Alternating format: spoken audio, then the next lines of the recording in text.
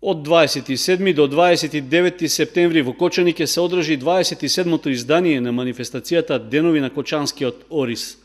Годинава културните содржини на манифестацијата се сместени во 3 дена и ќе се случуваат главно во градскиот парк. Настаните започнуваат со традиционалниот избор на жетварска убавица, што ќе биде збогатен со настапите на танчарите Илија Карадаковски и составот Eat the Beat.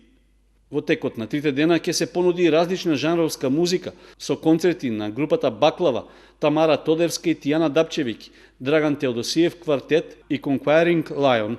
Дел од концертите се обезбедени преку проектот Нов културен бран на Министерството за култура. Централниот настан со кој ќе се представат традицијата и обичаите за жниување и вршидба ќе се случат на 29 септември на површините на Земјоделскиот институт во Кочани. Во рамки на годинашнава програма ќе биде промовиран и инфоцентарот Пониква, како туристички информативен центар за природните вредности во регионот на Осоговските планини. За време на манифестацијата градоначалникот Никол Чуилиев очекува повеќе делегации и гости од збратимените градови на Кочани, а во рамки на фолклорните гостувања ќе настапат состави од Бугарија, Србија и Босна и Херцеговина.